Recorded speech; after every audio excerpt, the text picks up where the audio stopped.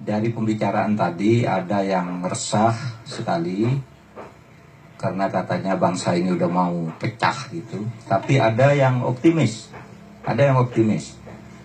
Kepada yang optimis memang saya sampaikan lebih dulu, yang optimis itu memang sewajarnya optimis karena dasar ideologi negara Pancasila itu di Indonesia sangat kokoh dan tidak akan tergantikan.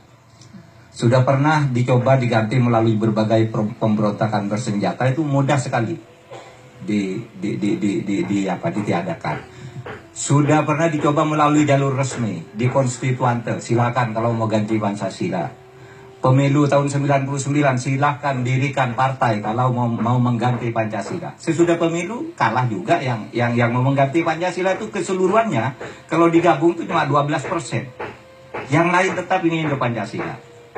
Jadi dari sudut ini kita optimis, kita ini bersatu. Bagi Islam sendiri menjadi penunjang ini pluralisme berdasar Pancasila ini karena Islam sendiri mengatakan keberbedaan itu adalah fakta ciptaan Tuhan. Tadi sudah mengatakan ciptaan Tuhan, walau sya'allahu la ja'alakum ummatan wahidah. Kalau Allah mau manusia ini satu aja kok. Ini karena Allah menciptakan perbedaan agar kamu bekerja dengan baik dan bekerja sama. Itu satu. Jadi jangan pesimis kalau soal kekokohan Pancasila. Tapi ya yang resah itu memang ada alasannya. Persoalannya tuh apa sih? Persoalannya tuh bukan soal perbedaan primordial yang menajam. Tidak ada menurut saya. Tidak ada. Siapa coba yang mau sekarang tidak suka terhadap perbedaan itu? Umat Islam sudah jelas mendukung. Yang ada sekarang itu ada persoalan ketidakadilan, persoalan tidak tegaknya hukum, persoalan kesenjangan itu persoalannya. Kalau mau mengelola negara itu selesai, tidak usah diskusi lagi tentang pluralisme, sudah selesai. Sudah diuji oleh gerakan bersenjata, sudah diuji oleh perdebatan konstitusional, sudah selesai.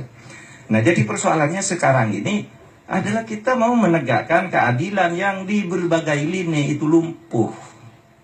Saya tidak katakan pemerintah saja, tapi di yudikatif, pengadilan, kepolisian, kejaksaan, dan berbagai lembaga lain. Nah, tapi ini sekarang begini, kalau kita bicara keadilan lalu dituduh, wah ini anti pluralisme. Apa hubungannya? Tidak ada. Kalau kita bicara penegakan hukum, keadilan, tidak ada urusannya dengan Cina, tidak ada urusannya dengan non-Muslim. Tidak ada, ini keadilan, ketidakadilan.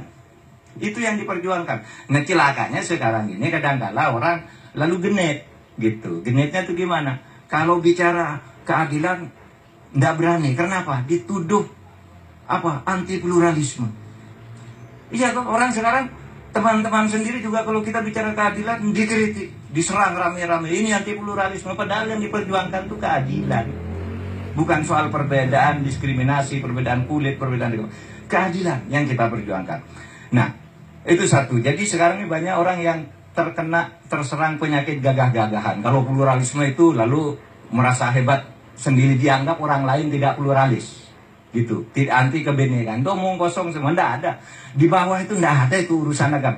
Bahwa di bawah itu resah, iya itu, tapi bukan soal pluralisme, bukan soal perbedaan, bukan soal diskriminasi. Gitu. Nah, itu juga kaitannya yang ditanyakan Pak Lukman tadi. Misalnya dalam hukum tata negara, dalam memilih pemimpin, bolehkah memilih berdasar agama? Boleh. Pasal 29, pasal 28, setiap orang berhak memilih, berhak dipilih. Konvensi internasional ya tentang hak sipil dan hak politik, ECOSOC menyatakan berhak memilih siapa saja berdasar ikatan primordial sekalipun karena itu hak. Nah, oke, itu undang-undang dasar. Mari kita lihat Bung Karno. Siapa yang merasa pengikut Bung Karno kadang-kadang tidak tahu bahwa Bung Karno itu memilih berdasar agama, disuruh oleh Bung Karno. Gini pidato Bung Karno 1 Juni. Pak Bagus Hadikusumo, tidak usah nuntut negara Islam. Ini negara Pancasila. Tapi kalau orang Islam ingin agar di Indonesia ini keluar hukum-hukum Islam, rebutlah kursi-kursi kepemimpinan di Dewan Perwakilan Rakyat agar hukum-hukum di Indonesia ini masuk aspirasi Islamnya. Itu kata Bung Karno. Baca nanti pidato 1 Juni. Sebaliknya, hai kamu orang Kristen semua, kalau kamu ingin di Indonesia ada letter Kristen di dalam pembuatan hukum, rebutlah kursi-kursi kepemimpinan agar pemimpin itu di Dewan Perwakilan Rakyat mengarahkan nilai-nilai Kristen itu. Saudara, jadi kalau bicara pluralisme itu jangan, kalau memang pengikut Bung Karno, inilah pidato Bung Karno, nanti coba dibuka sesudah pulang. Pidato Bung Karno 1 Juni tahun 1945 itu. Dan dengan begitu, jadi boleh sajalah memilih berdasar agama, boleh tidak memilih berdasar agama juga boleh.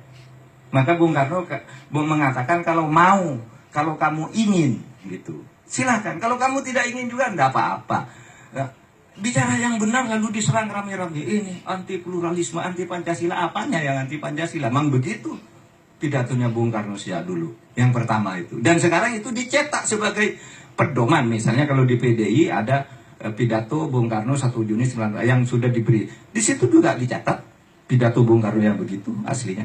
Yang terakhir, Mbak Balkis, dengan demikian apa sih persoalan kita sekarang ini?